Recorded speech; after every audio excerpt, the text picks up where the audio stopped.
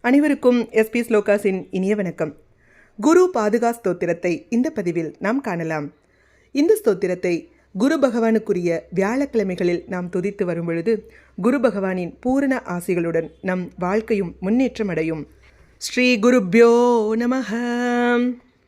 अनंत संसार समुद्रतार नौकायिताभ्यां गुरुभक्तिताभ्यां वैराग्य साम्राज्यद पूजनाभ्यां नमो नमः श्री गुरुपादुकाभ्यां कवित्ववाराशिनिशाकराभ्यां दौर्भाग्यदावाम्बुदमालिकाभ्यां दूरीकृतानम्रविपत्तिताभ्यां नमो नमः श्री गुरुपादुकाभ्यां नताययो श्रीपतितां समीयुः कदाचिदभ्याशु दरिद्रवर्याः मूकाश्च वाचस्पतितां हिताभ्यां नमो नमः श्री गुरुपादुकाभ्यां नालीकनीकाशपदाहृताभ्यां नानाविमोहादिनिवारिकाभ्यां नमज्जनाभीष्टततिप्रदाभ्यां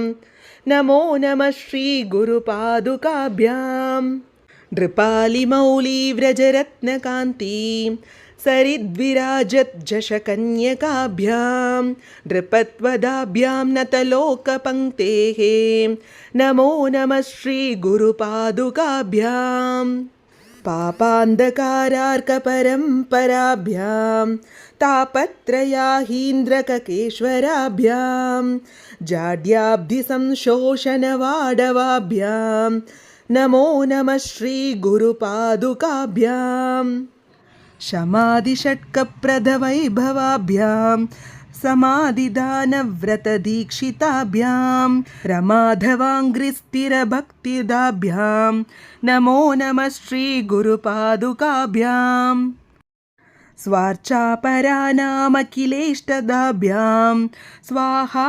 सहायाक्षदुरन्दराभ्यां स्वान्ताच्च भावप्रदपूजनाभ्यां नमो नमः श्री गुरुपादुकाभ्यां कामादिसर्पव्रजगारुडाभ्यां विवेकवैराग्यनिधिप्रदाभ्यां बोधप्रदाभ्यां धृतमोक्षदाभ्यां नमो नमः श्री गुरुपादुकाभ्याम् इति श्री गुरुपादुका स्तोत्रं सम्पूर्णम्. श्री गुरुभ्यो नमः. हरिः ओम्. குரு பாதுகா ஸ்தோத்திரத்தை குரு பகவானுக்குரிய வியாழக்கிழமைகளில் துதித்து வரும் பொழுது நல்ல பலன்களை பெற முடியும். இது போன்ற ஸ்லோகங்களுக்கும் ஆன்மீக விஷயங்களுக்கும் மறக்காம நம்ம சேனலை சப்ஸ்கிரைப் பண்ணிக்கோங்க. நல்லதே நடக்கட்டும், நன்மையை பிறக்கட்டும். நன்றி, வணக்கம்.